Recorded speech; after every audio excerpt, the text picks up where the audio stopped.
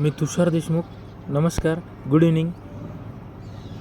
आज घडीला पवित्र पोर्टल नोंदणी प्रक्रिया करताना अनेक बांधवांचे कॉल्स येत आहेत, मेसेज येत आहेत आणि युवा विद्यार्थी असोसिएशन आंदोलनात्मक असेल, पाठपुरावा असेल, प्रत्येक जागेसाठी प्रत्येक बांधवांना न्याय मिळवून देण्यासाठी अगदी ग्राउंड लेवलवरती माहिती अधिकार असेल, प्रत्येक समाज कल्याण, ग्रामविकास, त्यासोबतच नगरविकास आणि आदिवासी विकास यावरती प्रत्येक जागी पाठपुरावा करण्यासाठी आपण जेवढे तत्पर असतो तेवढेच तुमच्या प्रश्न, समस्या आणि प्रॉब्लेम्स सॉल्व करण्यासाठी तेवढाच प्रयत्न करतो आहे. नजर चुकीने कुणाचे व्हॉट्सअप कॉल्स, मेसेज इग्नोर झाले असतील, दुर्लक्षित झाले असतील, त्याही पुढं जाऊन आपण पोस्टच्या माध्यमातून आणि या शॉर्ट व्हिडिओच्या माध्यमातून त्या समस्या निकाली काढण्याचं काम करतो आहे. तर बघूया, सर्टिफिकेट नंबर नाही आहे काही गोष्टीवर, तर त्यावरती काळजी करण्याचं कुठलंही कारण नाही आहे. कारण सगळ्यात मोठं पवित्र पोर्टलचा नियम काय सांगतो, तुमची अर्ज दाखल करण्याच्या तत्सम शैक्षणिक व व्यावसायिक अर्हता तत्सम दिनांकापर्यंत प्राप्त पाहिजे.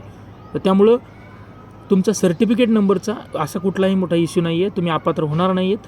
तरीसुद्धा 3 प्रश्न प्रामुख्याने विचारले जातात: certificate number, certificate issue date आणि तिसऱ्या वेळ अपलोड करण्याचं. तर अशा TET आणि CTETवरती सर्टिफिकेट नाही आहे, तर त्यासाठी आपण काय करायचं, त्याचा रोल नंबर, सीट नंबर टाकू शकता.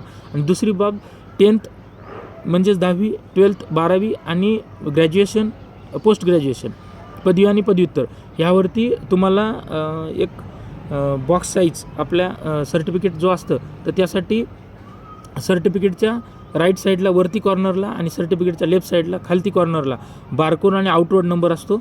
तो जरी टाकला, कुणाचा चुकला असेल तरी काळजी करण्याचं कुठलंही कारण नाही आहे. तर त्यासाठी आपण अपात्र होणार नाही, कुठलीही काळजी नसावी. वाटल्यास कॉल करा, मेसेज करा, त्यावरती तुम्हाला रिप्लाय देण्याचा प्रयत्न करेन. तर त्यामुळं तुमच्या सर्वात महत्त्वपूर्ण म्हणजे ज्या शैक्षणिक व्यावसायिक अर्हता आहेत त्या 14 मे पूर्वीच्या पाहिजे.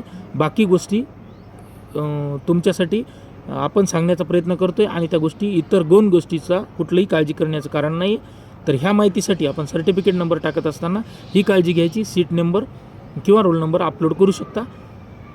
तर मित्रांनो, ही माहिती जास्तीत जास्त जणांपर्यंत शेअर करा, कारण बरेच जण ह्या प्रश्नावरती कॉल्स करत आहेत. तर ह्या विषयावर इथेच थांबूया. नवीन माहितीसह आणि नवीन दुसऱ्या समस्येसाठी पुन्हा दुसऱ्या व्हिडिओवरती आपण बोलूया.